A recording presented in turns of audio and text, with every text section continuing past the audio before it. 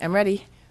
Hi, I'm Beth Kerttula. I'm the House Democratic Leader, and this is the time for our press availability. With me at the moment is Berta Gardner, the Whip, who's from Anchorage, and hopefully joining us, if his bill hearing ends soon enough, will be Representative Les Gara. This week in the Capitol, we have school district members from across the state, school boards, superintendents, coming in to talk with us about education. We've been meeting with people from all around Alaska, and the message is clear that we have to have a stronger commitment to education for our students. Many of them have spoken about the cuts in their districts that are going to occur, and it's not only enlightening, it's also brings home the fact that we've got to do more for our students and for education in Alaska.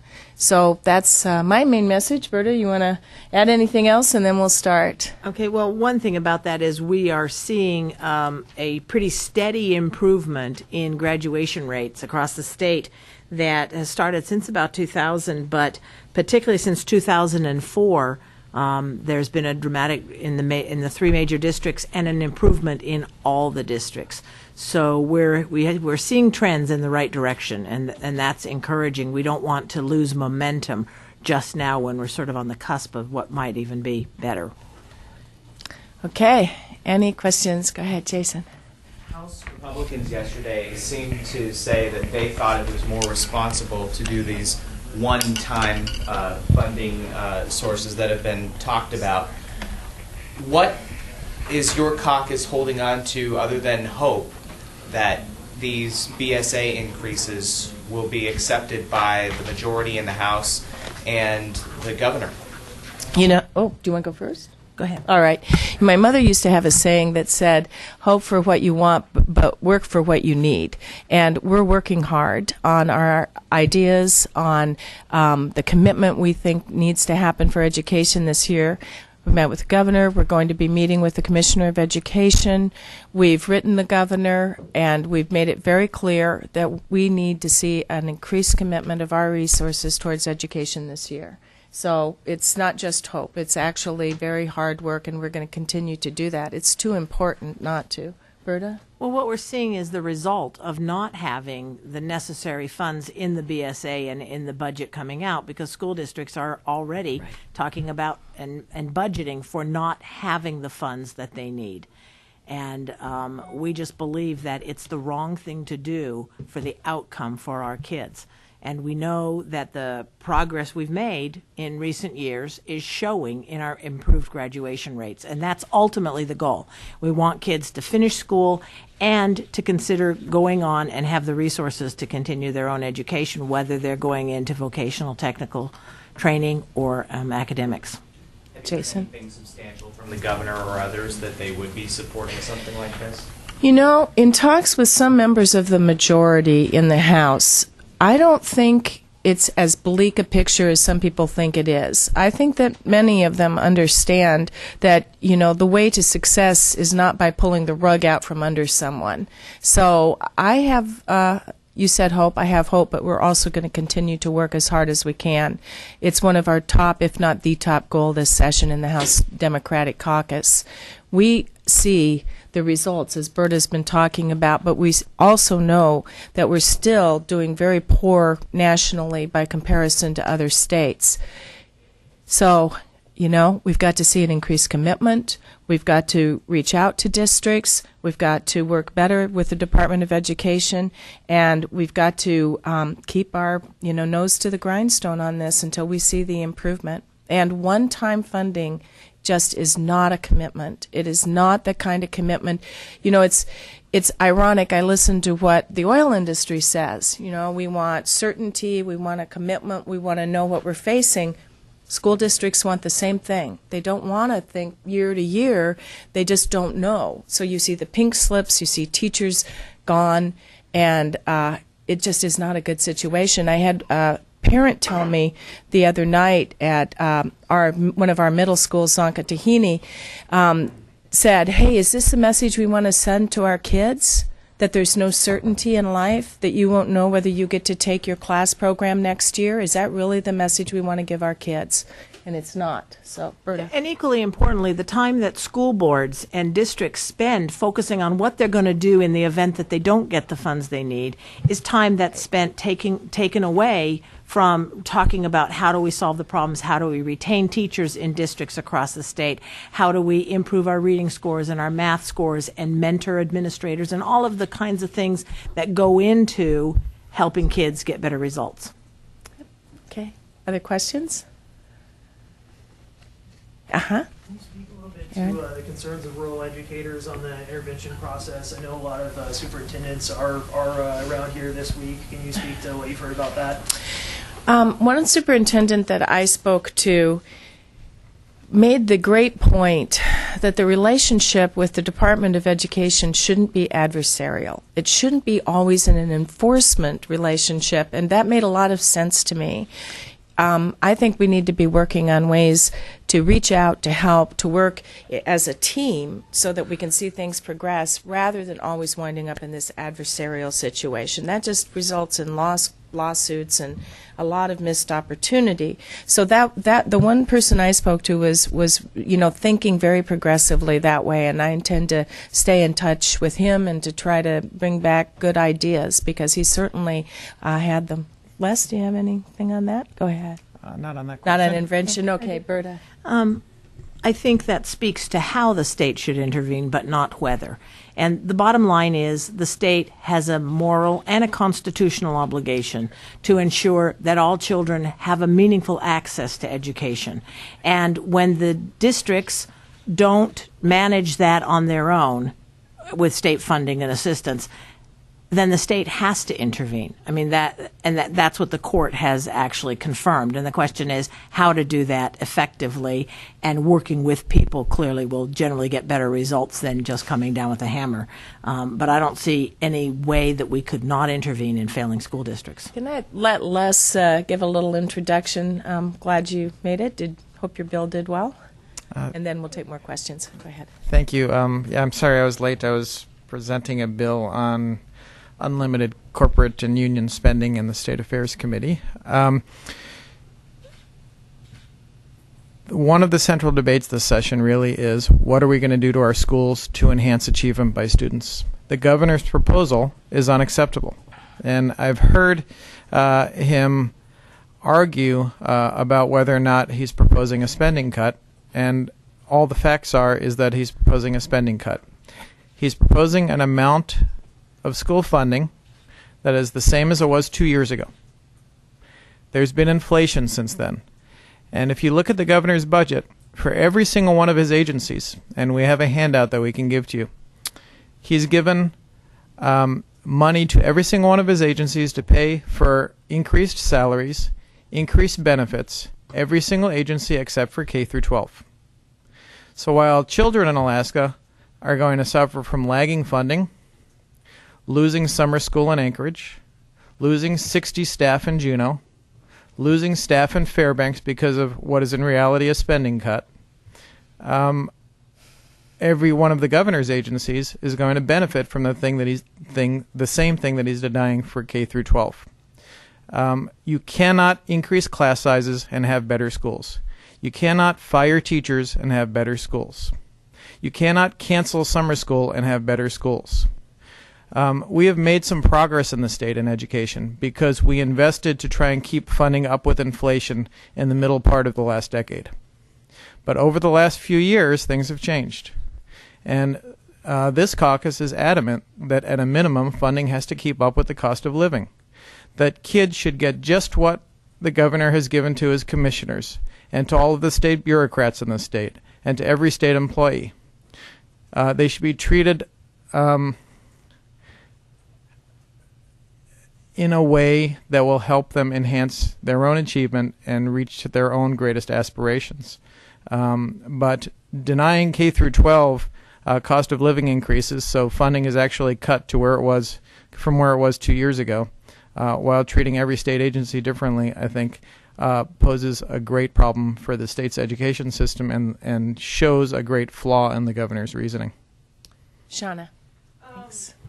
In the Moore case, Judge Gleason had several rulings, and one of her rulings, which I believe was in 2007, she cited 4 areas that the state is responsible for. One is oversight, and that was the only one she found them deficient in.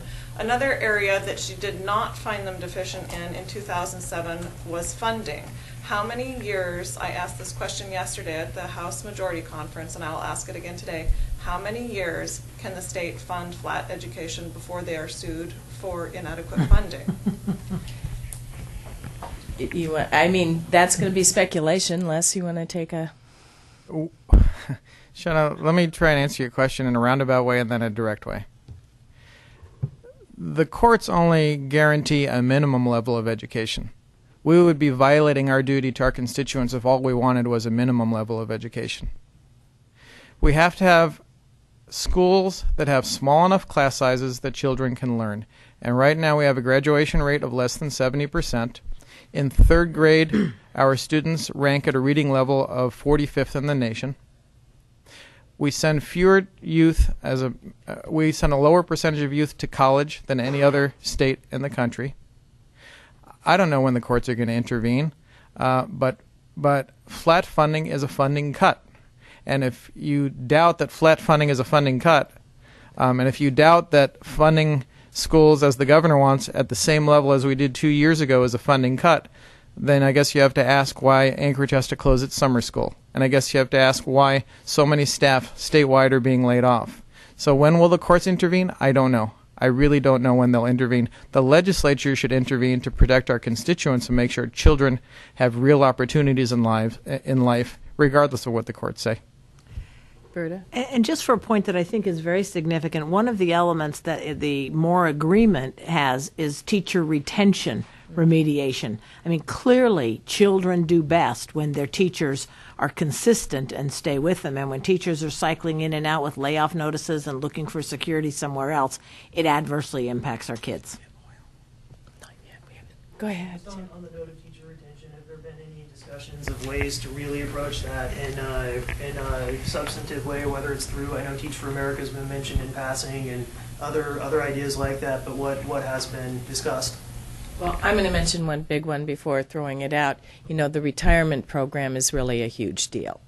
By switching retirement programs and going to a program that doesn't give you something at the end of the day, we really do hurt not just teachers but many, many public employees in terms of retention. I mean, you can look at the departments and see that across the board, but it hurts with teachers as well. Les, did you have something you want to add to that? One of the smartest things we can do for rural Alaska is train rural teachers who are going to stay in rural Alaska.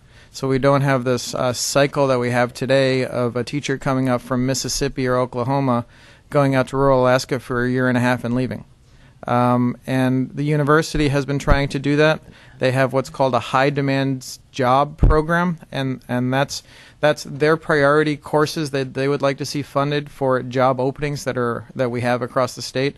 The governor has not funded the university's request for their high demand jobs program.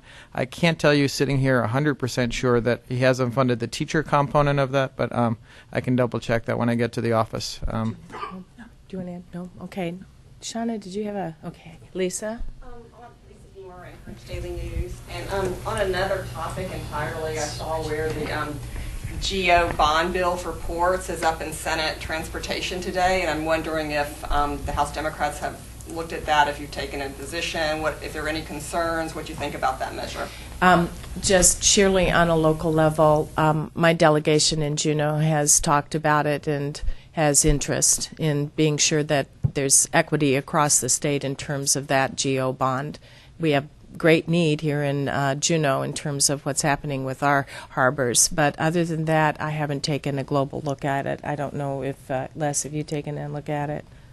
Yeah, I think Representative Kerttula would probably say we don't have a caucus position on it because we haven't talked about it really as a caucus. But you do have to question the bond issue from this one perspective. Right now we have money. 15 years from now, 10 years from now, we're not sure what the state budget's going to look like because there's declining oil revenue.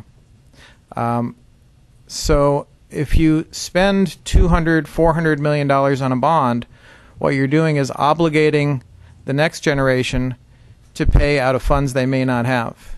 And I personally think that we should responsibly restrain our spending now and fund the things that need to be funded, but not saddle the next generation with bond debt when we don't know if they're going to have money. We hope they will because we want to bring on a gas pipeline. We hope they will because we think we have stronger ideas on oil tax reform that'll put more oil in the pipeline.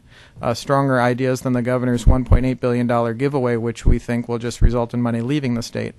But on the bond issue, you have to be very concerned always about who's going to pay the debt that you take out today. I agree with Representative Kerttula. If there is a bond, it should be regionally balanced. You know, Lisa, that I have some problems with the Port of Anchorage. That should be expanded, but I would like them to go back to the drawing board and come back with a rational plan for expanding it rather than saying this is just the first phase, $350 million, the next phase is $350 million, and the next phase is $350 million. That's going to eat away our savings. So, but the amount of money that's in for the port doesn't seem unreasonable at this point. Pat?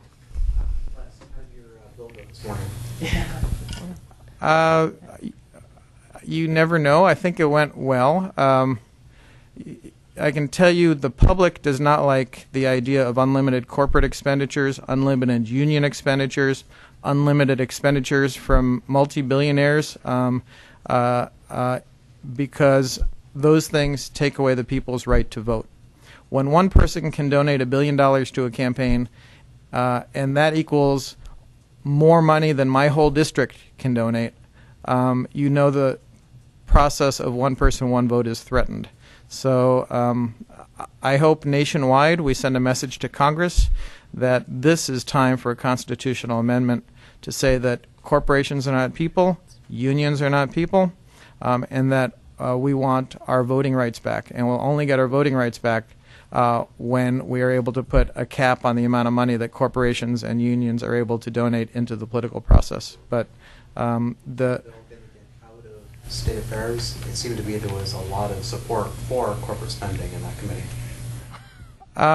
I do not know the votes right now. I can't tell you. I think that there are the votes to get that bill out of committee, but it would be arrogant for me to tell you that I know how other people are going to vote. Other questions? Yeah, a specific follow on that. How would that affect political action committees, not just super PACs, but for a long time, political action committees, 527c4s and c3s have been allowed to accept pretty large sums of money. Do you think that that needs to be considered in this discussion? My resolution as it's written now goes a little beyond Citizens United. It just addresses this area called independent expenditures. That's money that's not controlled by a candidate, that's aimed either to elect a candidate or defeat a candidate. The Sheldon Adelson money, for example, in Newt Gingrich's campaign. But, you know, Democrats and Republicans benefit from it. We're asking Congress to eliminate the law that says billionaires are allowed to donate as much money as they want into independent expenditures, unions, organizations, corporations. We would like to see the whole concept of unlimited money into independent expenditures eliminated because that is distorting the political process. When one person and one corporation can take out a week's worth of TV ads, they have more of a voice in government than my constituents have, and that's wrong. Other questions? Pat? Anybody been watching the Pedro Van Mier's presentations? As much as we can, yes. Any thoughts? Well, it seems that Dr. Van Meurs doesn't support House Bill 110 in its current form, or maybe I shouldn't say support. He's really showed us why it won't work, why the governor's idea just really will not attract more investment or oil into the pipeline. So that's the real short way of putting it. He also said that it doesn't seem likely that LNG export to Asia is going to be as profitable as people think. In fact, probably not profitable enough to do. Where does that leave Alaska? Well, I think it leaves Alaska with what we started on about 4 years ago, which is really the greatest hope, which is to get a big gas line and to, keep working toward that as we have been. To lower 48 is what I think now. Again, there's varying degrees of interest, but in my opinion, that's still the best bet and the best way to go. Les? And then Lisa after. Pat, I'm a believer that we sell our gas where we can get the market. So whether that's Asia, the West Coast, the lower 48, Alaskans need to sell their gas. But the thing that some in the press have missed out on, and I'm not saying anybody in this room, but the thing that some of the press have missed out on is there are many advantages to a big gas pipeline. One is when you explore for gas on the North Slope and you find small pockets of oil that today are uneconomic to produce, you can produce that oil. That puts more oil on the pipeline because you have the economies of scale. You're already producing the gas, you'll produce the oil that's there too. That is the best way to fill the pipeline back up with oil, is a big, large diameter pipeline, whether to Valdez, Tidewater, and Kenai, or to the lower 48. This whole concept of a small gas pipeline that we've heard about just for in-state, number one, it produces no tax revenue because we don't tax in-state oil. So that doesn't help us fund our roads or our troopers or our schools. And number two, it produces the most expensive natural gas in the history of the state of Alaska, unless it's massively subsidized. Because of the economies of scale. You can't ship a tiny amount of gas through a very small pipeline all the way down to Fairbanks and Anchorage and come up with affordable gas. The original study by AHFC said it would triple the cost of gas in Anchorage. And the need for the highest cost gas project out there has started to disappear now that we know that there's a lot of gas in Cook Inlet. So what I would like to see happen is use the gas in Cook Inlet, maybe subsidize its transportation up to the interior. We have the gas there, and we're obviously going to have to wait if we can't sell our gas to Asia right now. The gas prices in the lower 48 will go up. They're not going to go up today, but the projections are that over the next couple of years they will start to go up. We will be able to sell gas through a big pipeline, and only a big pipeline will bring cheap gas to Alaskans inside this state because we'll have takeoff points. It'll be much cheaper in-state gas. It'll produce revenue for the people of the state of Alaska. It might not happen today, but we should push every single day on the big gas line. One of the things that I think is also necessary, and Representative Bob Miller has a bill in to do this, and that is let's just get good, hard data. Let's get this evaluated. You know, Fairbanks has got to have help. Fairbanks has got to have lower energy, and we've got to figure out how to do it. But you can't just say we're going to build a pipeline and do it. It doesn't work that way. So he's got a bill in to do the study. I think it needs to be done. We need the data on it, and we need to do it quickly. But we can't just rely, as Les has said, on small gas line that won't prove out. Lisa, did you have a question? Related point from Pedro Van Meurs. He had talked about a little bit yesterday. I think was getting into it more this morning, but I missed that, so I don't know what he said on it. But about tax credits, and that the state is too generous on credits for exploration, but isn't getting credits where they need to go to get the oil into development and into the pipeline. And I think, Les, you've got a bill on that, so I'm wondering if you could address what he's saying and what your bill would do related to that. Well, let me let Berta speak to this first. Both Les and Berta and people have been working on this, but I'm going to have Berta speak to it first. Yeah, I think that what Dr. Van Meurs is saying is that our tax credit system isn't targeted appropriately. And as you say, there are some areas where we may be doing too much, but what we might want to try to find a way to do is to incentivize specifically light crude, heavy crude, shale, and have different regimes for those. And I don't know the details about how he would propose that, but just throwing money at the problem, because we've already thrown $4 billion at it, isn't necessarily the best way to manage that. So I think that it is something that very much bears considering. And as I understand it, the bill that the Senate has on oil taxes is kind of a placeholder that a lot of different things could go in for the good and the bad. We'll see. But you also have the bill that requires us to be able to know. I mean, that's also part of this picture is right. How do we know? And that's part of the problem because it's hard to deal only with the facts. It always takes a lot of speculation, and part of that is the $4 billion that we've already invested on the North Slope, and we don't know very much about what we've purchased, what we've invested in. The Department of Revenue has been doing a 5-year look-back report, and it has broad categories, but still not enough specifics to understand where we have successfully changed the behaviors of companies. We have legislation on that, and we're still working on it and trying to move forward. You want to add to it, Les?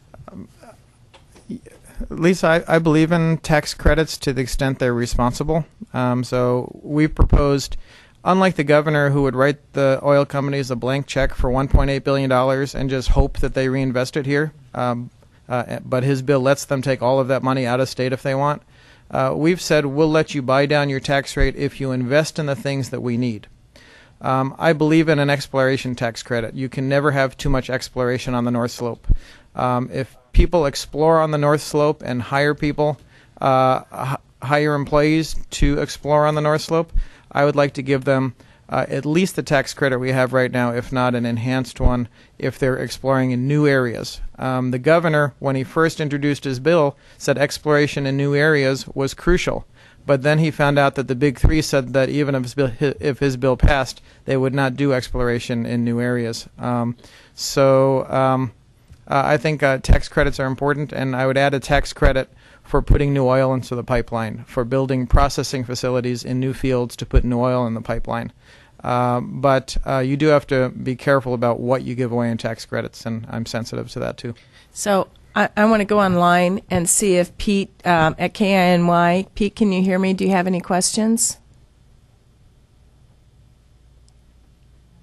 If Pete's not there, Mike Mason with KDLG, I'll gladly ask him. You go for it, Mike. Hello. Yeah, I was wondering if you had any plans, or your caucus has any plans to come up with coastal management legislation at this point. Thanks, Pete. We support coastal zone management. The initiative garnered 34,000 some signatures in record time, and we know that now the initiative has met the requirement of getting the number of districts. We've been working with people, giving information, and I suspect that before session is over, there will be legislation. But I think it's going to be important for it to be a team approach, so I don't know when or in what form. I do know something fundamentally, though. Yesterday I got to meet with one of my mentors, Rick Halford, who was in the legislature for a long time, and he told me something I think is absolutely true, and that is, don't give up the fundamentals of the initiative, the things that you really believe in, just to get legislation, and I think that's true. My takeaway is, keep strong, and if we need to do an initiative through the summer, let's do it. Hopefully there will be legislation. Hopefully it will keep the fundamentals in place. But if it doesn't, then I'm all for continuing on the initiative route. So, Mike, did you have a question? I did, actually. I read yesterday that several of your colleagues have gone to Washington, D.C. to, I guess, lobby for opening up of ANWR. And the piece of legislation that is being considered by the House also includes language to open up the North Aleutian Basin here in Bristol Bay to offshore exploration and possible development. Are the members of the House that are going to Washington, are they specifically addressing just ANWR, or are they also in favor of opening up the North Aleutian Basin? Or has that even been discussed? I don't know. I truly don't. You're going to have to talk with them. And I don't know whether they're lobbying for that or not. I know that they were lobbying pro-ANWR. I don't know if they've lobbied on other issues. Berta? I've not heard any mention of lobbying for that, but I hope that while they're in D.C., they're talking about our gas pipeline, too. Yeah. Thanks. Mark, are we? I think we're... is there any... I don't think anyone else is online. Is there one last question in the room? Otherwise, okay. Thanks for joining us. We appreciate it. And happy Valentine's Day. Ah.